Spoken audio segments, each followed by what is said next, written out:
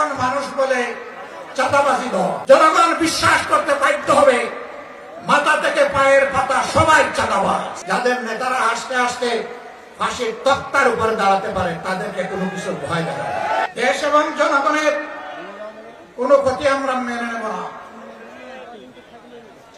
আপনাদের নেতা বলেছিলেন দুর্নীতিকে টুটি চেপে ধরবেন। আপনারা ক্ষমতায় এসেই বললেন যদি সমঝোতার ভিত্তিতে কিছু নেওয়া হয় এটা চাঁদা হবে না।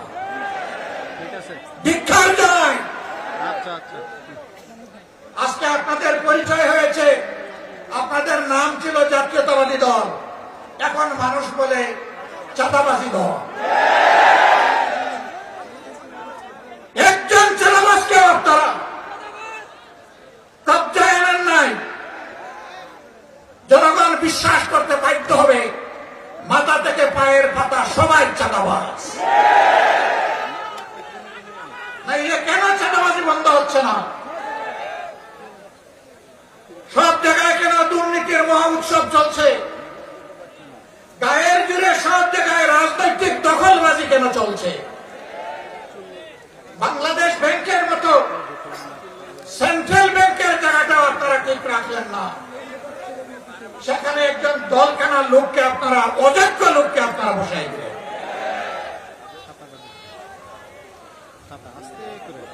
বিভিন্ন পাবলিক বিশ্ববিদ্যালয় একদিকে গিয়ে আপনারা বলবেন অতীতে রাজনৈতিক বিবেচনায় নিয়োগ দেওয়ার কারণে পাবলিক বিশ্ববিদ্যালয়গুলা মান রক্ষা করতে পারে নাই, বিশ্বমানে আসতে পারে নাই।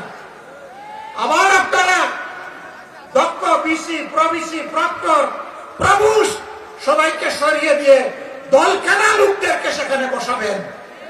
জাতির সাথে এটি হচ্ছে প্রহসন।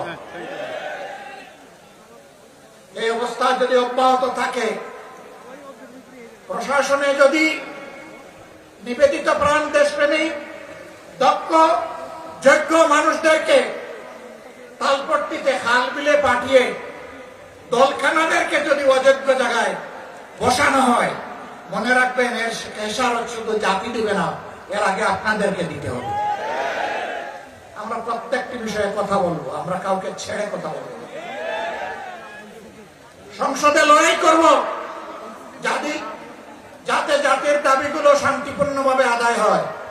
যেখানে স্পিকারের অনুমতি নিয়ে কথা বলা লাগে, কিন্তু সেখানে যদি কথা বলতে দেওয়া না হয়, অথবা আমরা যদি জাতীয় সমস্যার সমাধান সেখানে খুঁজে না পাই, তাহলে আমরা ওখানে চলে আসব যেখানে কথা বলার জন্য স্পিকারের কোনো অনুমতি লাগবে না।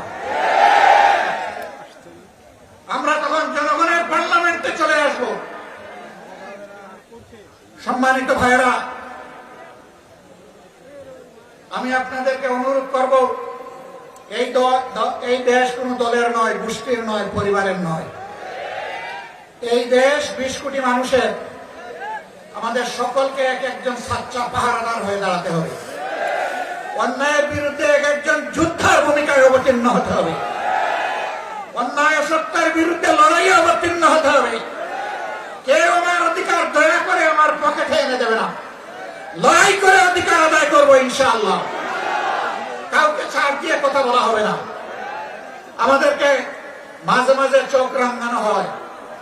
কেউ কেউ বলেন যে যদি আপনারা এই করেন ওই করেন তাইলে আগামীতে এ হবে ওই হবে। বন্ধু, ভয় দেখাবেন না। যাদের নেতারা হাসতে হাসতে ফাঁসির তক্তার উপরে দাঁড়াতে পারে তাদেরকে কোনো কিছু ভয় দেখাবে না।